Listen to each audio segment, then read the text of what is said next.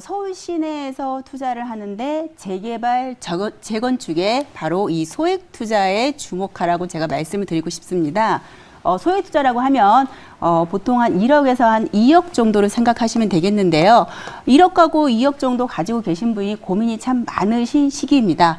그렇지만 또 정부에서 규제가 또 강화가 됐기 때문에 정부 정책을 무시할 수는 없습니다. 그렇다면 정부 정책을 따라하면서 투자할 수 있는 소액 상품 4가지로 정리를 해드려 보도록 하겠습니다. 우선은 첫 번째인데요. 스테디셀러라고 제가 늘 주장하는 그 단지 내 상가입니다. 서울 시내에서 재개발, 재건축을 투자할 수 있는 방법 중에 가장 베스트한 상품인데요. 우선 낡은 아파트 단지 내 상가입니다. 물론 재건축이 가능한 상가여야겠죠. 재건축이 가능한데 앞으로는 좀 길게 내다볼 수 있는 상가를 소액으로 투자할 수 있는 방법입니다. 제가 이제 낡은 부동산을 제가 개인적으로 참 좋아합니다. 그래서 서울 시내에서 입지는 강점이 굉장히 있지만 많이 낡은 이런 그 상가라든가 이런 부동산 투자 상품을 제가 늘 찾고 있는데요. 그 중에서 낡은 상품이 왜 가장 고가를 가고 고가 행진을 하는지 한번 제가 말씀을 드려보도록 하겠는데요. 서초에 있는 B 아파트입니다. 상가 호가 가격이 43억이고요. 전용 면적 59제곱미터 한번 눈여겨보십시오. 서초에 있는 B 아파트, 같은 아파트 단지인데요. 호가 50억입니다. 거의 뭐 비슷하죠. 호가가 전용 면적 84제곱미터. 그렇다고 하면 서초에 있는 B 아파트 84제곱미터 50억 다 인정하시는데 과연 서초에 있는 그 단지 상가가 전용 면적도 작습니다. 하지만 43억. 아시는 분들 많지 않은데요. 이렇게 상가가 이렇게 고가를 행진하고 있는 이유가 있습니다. 그거에 대해서 제가 말씀을 드려보면은요. 왜 그러냐면 바로 이 도시 및 주거 환경 정비법에 의하기 때문에 이런 거를 제가 고가로 지금 간다고 말씀을 드릴 수가 있는데요. 재건축 아파트의 상가 소유자는요. 이 재건축 사업이 진행될 시에 토지 등 소유자에 속하기 때문에 그 부속 토지하고 건물을 가지고 있는 상가 소유자도 아파트를 공급받을 수 있는 자격이 있습니다. 그렇기 때문에 상가를 소유하고 있는 사람은 아파트도 받을 수 있고 상가를 받을 수 있습니다. 그래서 바로 재건축이 임박하게 되면 상가가 상가의 가치가 아니고 아파트를 받을 수 있는 입주권을 변합니다. 그렇다면 또 한 가지를 보시면은요. 아까 보시는 바와 같이 아파트는 면적이 큽니다. 상가는 면적이 작죠. 그렇다고 하면 지분 또한 상가는 아파트에 비해서 상당히 작죠. 그러면 현금 청산 대상이 되지 않느냐. 이런 분들도 많이 계시는데요. 제가 이제 하나의 단지의 상가, 이제 재건축 상가가 있는데요. 요거의 합의서를 제가 한번 예시로 한번 말씀을 드려보도록 하겠는데요. 상가 조합하고 아파트 추진회 조합하고 합의를 한 합의서입니다. 추진위원회에서 상가 소유자들에게 아파트를 줄 수 있다라고 했지만 어떻게 주느냐? 이 권리 가격이 굉장히 중요한데요. 이 권리 가액을 기존 아파트 소유자 분의 몇 배? 권리 가액의 3.1배를 주게 됩니다. 그렇다고 하면 아파트 지분하고 상가 지분하고 상가는 3평, 아파트는 9평인 게 권리 가격이 같다라는 얘기죠. 그만큼 상가 가치가 이렇게 높아지고 재건축 가까이 갔을 때는 입주권도 주고 권리 가격도 많이 받을 수가 있습니다. 이렇기 때문에 단지는 상가가 고가 행진이 되죠. 그렇다면 이렇게 고가 행진은 언제 사야겠죠, 물건은? 제가 말씀은 소액이죠. 40억 되는 물건을 제가 사라고 지금 말씀을 드리는 게 아니고요. 재건축을 갔을 때 단지 내 상가가 아파트를 받을 수 있는 조건을 잘 따져 보셔가지고 미리 선투자라고 하라고 말씀을 드리는 거고요. 그리고 또 이제 두 번째 제가 말씀을 드려보도록 하겠습니다. 두 번째 서울 시내 재개발, 재건축, 소액투자 방법입니다. 구역 지정에서 해제된 재개발, 재건축인데요. 구역에서 재개발 지역이 지정이 되었다가 해제되는 경우가 많은데요. 이런 빌라 같은 경우는 물론 여기에서 정부 정책에 따라서 그냥 일반 주택 빌라도 있겠지만 근생 빌라라는 것도 있기 때문에 이런 근생 빌라 투자를 제가 말씀을 드리는 거고요. 참고하시고요. 이렇게 재개발이 해제된 지역은 재개발뿐만 아니라 이름을 바꿔서 다른 방법으로 진행하는 경우가 많습니다. 가로주택 정비 사업도 있고요. 요즘에 최근에 나오는 시프트 사업도 있고요. 역세권 시프트 사업도 있고요. 여타 여러 가지 방법으로 또 다시 진행이 된다는 겁니다. 그렇기 때문에 이렇게 구역이 지정돼서 해제된 재개발 지역, 해제되면서 약간 가격이 주춤됐을 때 한번 소액으로 볼 수 있는 근생 물건을 찾아보시면 굉장히 똘똘한 물건이 있다라고 말씀을 드릴 수가 있겠고요. 또 하나는 같은 맥락인데요. 소규모 주택 정비 사업의 구역의 빌라입니다. 소규모 주택 정비 사업하면 현재 정부에서 굉장히 밀고 있는 사업입니다. 이렇게 빌라하고 빌라 두 동이라든가 단독하고 단독이라든가 이렇게 소규모로 지정된 지역을 새롭게 재개발, 재건축을 하는 건데요. 제가 사례를 하나 간단하게 말씀을 드리면 보시는 물건하고 지역 똑같죠? 도로 여건 똑같고요. 이 빌라 두 동이 이렇게 허물어졌습니다. 어떻게 바뀌었냐면요. 이게 바로 소규모 정비 사업으로 진행이 됐는데요. 자유주택 정비 사업이라는 명목 하에서 주민합의체를 구성한 후에 어떻게 하냐? 다세대 6개, 다세대 6세대가 두 동이죠. 다세대 12세대하고 오피스텔 근린생활시설 11세대로 변모를 했습니다.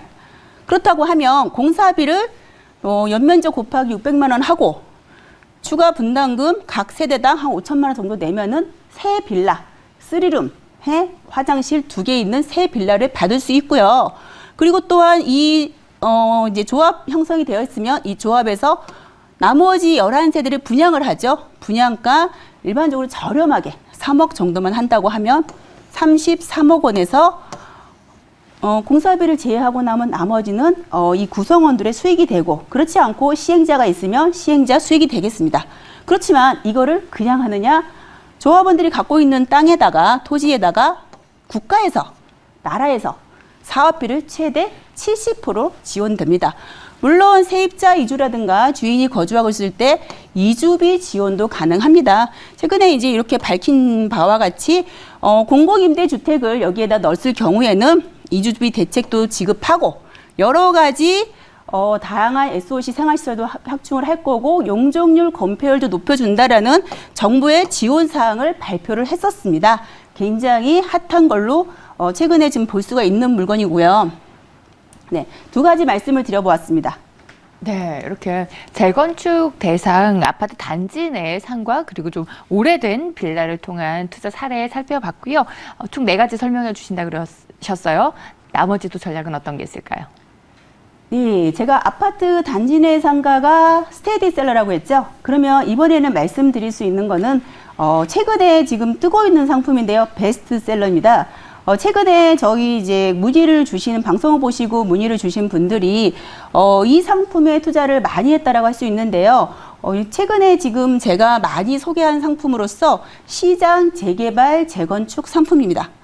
사진에서 보시는 바와 같이 시장 재개발 재건축이라고 했는데 사진을 보니까 시장이 아닌데요 라고 하시는 분이 계실 텐데요. 시장 하면 좌판에서 나물도 팔고 채소도 팔고 이렇게 시장이라고 생각하는데 그런 시장 같은 경우는 조금 재개발 재건축이 물론 가겠지만 좀 어렵게 멀리 좀 길게 갈 수 있다고 하는데요. 그렇지 않고 이렇게 건물로서 2층, 3층 건물로 되어 있는 시장, 이런 시장은 재개발 재건축이 좀 더 빠르게 갈 수 있고 좀 쉽게 갈 수 있다라고 할 수 있는데요. 바로 시장 재개발 재건축에 대해서 간단하게 말씀을 드려보도록 하겠습니다. 이미 시장 재개발 재건축에 투자하신 분들은 이미 있습니다. 2004년도에 종암시장이라는 것을 투자를 했죠. 2억 원 정도의 사례를 제가 말씀을 드리는 건데요. 틈새 시장이라서 그 당시에는 많이 알려지지 않았습니다. 현재도 아직 알려지지 않았기 때문에 틈새 시장으로서 굉장히 각광받고 있는 상품이라고 할 수가 있겠고요. 그 당시에 2, 3층에 불과했던 이렇게 시장, 제가 앞서 말씀드린 대로 건물이었죠. 건물 시장이 어떻게 바뀌었냐면 용적률을 400%, 450% 정도까지 받아서 주름 모양이 바뀌었죠. 그래서 제가 한번 사진에서 찾아보았습니다. 이렇게 바뀌었습니다. 어떻게? 주상복합 아파트로 바뀌었는데요. 물론 시장을 갖고 있는 조합원들은 아파트도 받을 수 있고 상가도 받을 수 있는 이렇게 조합원 자격을 가지는데요. 지하 3층에서부터 지상 25층의 주상복합 아파트로 변모가 되었습니다. 2층짜리 건물이었죠. 그 당시에 한 2억 원 정도의 투자인데요. 이렇게 핫한 이유가 시장 재개발 재건축을 할 때 정부에서 지원해주는 부분이 있습니다. 한번 살펴보도록 하겠습니다. 시장인데 건물을 짓는다, 재개발 재건축을 한다. 일반적으로 서울시 도시계획 조례를 보면 2종 1바 주거지역은 200%에서 용적률을 가져갈 수 있는데요. 시장이기 때문에 정통시장의 용적률은 이거에 2배를 준다라는 정부 조례, 도시계획 조례가 있죠. 준주거지역은 물론 추가적으로 더 받겠죠. 그렇지만 거기에다가 전통시장 및 상점가의 육성을 위한 특별법으로 인해서 심의를 거치면 거기에다가 최고 500%까지 거의 일반적인 그 주택을 지었을 때나 건물을 지었을 때 2배 이상을 준다라는 정부의 정책인데요. 여기에 추가로 용적률뿐만 아니라 건축물의 층수까지도 원래는 2종 일반 주거 지역에는 5층 이하의 건물밖에 아니면 최고 7층 이하의 건물밖에 지을 수가 없지만 이렇게 시장으로 건물을 짓는다. 시장 건물을 재개발 재건축을 한다. 어떻게 주느냐? 15층까지 준다고 합니다. 그렇기 때문에 사업성이 굉장히 좋다는 거죠. 제가 말씀드린 이유가 바로 여기에 있습니다. 시장 재개발 재건축을 인기 있는 이유, 추후에 재개발 재건축을 했을 때 용적률을 더 가져오기 때문에 사업성이 많이 좋아진다는 겁니다. 그래서 최근에 지금 가장 많이 투자하는 베스트 상품이라고 제가 말씀을 드렸고요. 제가 사례를 말씀을 드려보도록 하겠습니다. 영등포 기계공구 상가예요. 영등포 기계공구 상가가 어떻게 변했냐? 308세대 주상복합 아파트입니다. 기계공구 상가인데 어떻게 이게 시장입니까? 재래시장 맞습니다. 내부 구조 보시면 이렇게 가운데 복도에 양쪽에 자그마한 상가들이 좀 많았는데요. 이런 상가가 바로 재래시장에 속하기 때문에 이렇게 주상복합 아파트 24층이 들어갈 수가 있었습니다. 보시면은요, 바로 이런 모습으로 바뀌었죠. 바로 주상복합 아파트 2동으로 바뀌었습니다. 그러면 또 다른 사례를 볼까요? 이거는 아직 바뀌기 전인데요. 논현종합시장이라고 79년도에 건축되어 있습니다. 제가 가장 좋아하는 70년대 태생 건물입니다. 60년대, 70년대 건물을 참 좋아하는데요. 이 건물이 2종 일반 주거지역인데 10층의 인허가를 받고 10층까지 주택으로 올린다고 합니다. 건물 모습 보시면은 시장입니다. 건물 안에 내부 보시면은 시장 같지 않죠. 그렇기 때문에 이런 모습이기 때문에 재개발, 재건축이 가능한데요. 이렇게 이미 계획이 나왔다고 하면 이 가격이 이미 올라갔다는 거죠. 저는 제가 말씀드리고 싶은 거는 이렇게 계획이 나온 거를 고가에 6억, 7억에 들어가지 마시고 계획이 나올 만한 상가를 미리 선투자하자. 제가 분명히 이렇게 말씀을 드리지만 미리 선투자를 하면 1억, 2억 가지고 충분히 투자가 가능하고 지금까지 투자를 많이 시켜드렸습니다. 논현 종합시장 보시면은 제가 토지이용 계획 확인서를 띄었는데요. 2종 일반 주거지역 7층이라고 써 있는데요. 이런 토지이용 계획 확인서에 7층이지만 인허가를 어디까지 내줬다? 10층까지 내줬다라는 거죠. 그래서 사업성이 훨씬 좋아졌습니다. 또 하나의 사례를 보면은요, 대치동에 있는 남서울 상가. 물론 이 상가도 이렇게 계획이 잡혔다라는 것은 가격이 많이 올라갔죠. 가격이 좀 많이 비싸서 많이 올라갔습니다. 제가 사례를 말씀을 드려보면 3종 일반 주거지역은 일반적으로 서울 시내에서 용적률은 250% 정도 받는 게 정상이라고 할 수 있는데요. 400% 주상복합 14층 규모입니다. 물론 제가 말씀 7층 정도가 이것도 일반적인 상황인데 14층을 받았죠. 그래서 이것도 사업성이 굉장히 뛰어나서 지금 진행되고 있다라고 말씀을 드릴 수 있는데요. 제가 보시면은 3종 일반 주거지역 용도 맞죠? 그렇기 때문에 이게 14층 규모까지 나왔다는 거는 이미 혜택을 받았다라고 할 수가 있는데요. 지금 방금 말씀드린 거하고 약간 비슷한 취지도 한 가지 마지막까지 말씀을 드리는데 시장 재개발 재건축도 이미 낡고 이제 시장의 구실을 상가의 구실을 제대로 못했을 때 진행을 많이 할 수 있는 사례고 나라에서 주는 용적률 가지고 더 추가적으로 사업성을 좋게 할 수 있는 거고요. 그래서 제가 말씀드린 최근 상품 중에서 베스트셀러라고 말씀을 드리겠고요. 제가 이 상품은 위험 건축물 도시 재생 사업인데요. 제 우연한 투자 사례로 의해서 제가 이 상품을 발견했는데요. 제가 좋아하는 아주 낡은 상가입니다. 하물며 앞에가 6자입니다. 69년도인데요. 우연치 않게 이런 낡은 상가가 제 눈에 띄어서 지방에 계신 제 고객을 제가 2억을 주고 2층 상가를 소개시켜 드렸는데 이게 바로 작년 가을, 2020년 가을쯤인데요. 내부 보시면은 굉장히 낡았죠. 그리고 그 이후에 이 고객이 여유 자금이 더 있다고 올해 2021년 초에 연락이 다시 와서 한 개의 상품을 더 사달라고 말씀하셔서 제가 물건을 찾았는데 이 물건이 이미 이렇게 진행이 돼서 4억을 줘도 안 판다는 얘기를 들었습니다. 그래서 우연치 않게 제가 발견한 상품인데요. 서대문구 자원상가입니다. 이런 상품의 특징을 제가 팁을 하나 드리면은요. 아래층은 상가, 위에는 아파트입니다. 예전에 말하면 주상복합 아파트인데요. 부유층이 살았겠죠. 지금은 많이 낡았고 어떻게든 건물을 이게 좀 다시 지어야 되는데 안전진단 2등급 정도를 받을 만한 위험 이런 건축물인데요. 이 건물이 어떻게 변하냐? 이렇게 주상복합 아파트로 변합니다. 다만 이렇게 2등급인 안전진단 2등급일 경우에는 나라에서 LH나 SH에서 같이 진행되는 사업이 있기 때문에 지금 현재는 입주권이 안 나오는 관계로 지금 투자가 힘들겠죠. 하지만 주변에 인근에 자기 주변에 이렇게 밑에는 상가인데 위에는 아파트 이런 물건을 그러니까 주변에 사시는 분들은 아마 찾으실 수 있을 건데요.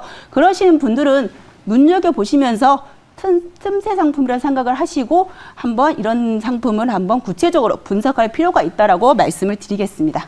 그렇군요. 서울에서 소액으로 접근할 수 있는 재개발, 재건축 투자 전략에 대해서 짚어보고 있습니다. 그러시면서 이제 시장 재건축, 재개발 이야기를 하실 때 이미 좀 많이 오른 곳 말고 좀 미리 선 투자를 해야 된다라는 이야기 해주셨는데 그렇다면 지금 시점에서 궁금한 게 좀 결국 서울에 재건축, 재개발 이슈가 있는 곳에 이 시장들이 많이 올랐을 거다라고 생각을 하실 것 같은데 말씀해 주신 것처럼 좀 미리 선 투자, 선점할 수 있는 지역도 좀 팁을 주시면 좋을 것 같고요. 그리고 마지막으로 주의사항까지 함께 살펴주실까요?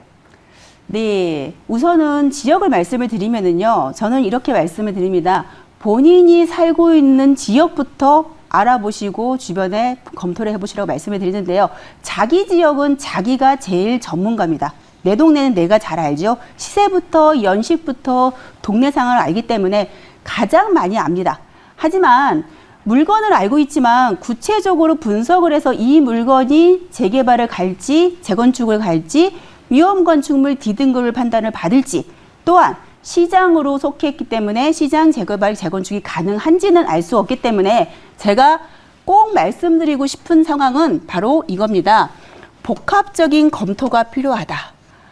내 주변에 있는 물건뿐만 아니라 좋은 유망 상품 제가 말씀드린 단지 내 상가, 아파트, 그리고 시장 재개발 재건축, 소규모 주택사업, 거기에 위험 건축물까지도 제가 말씀을 드렸는데요.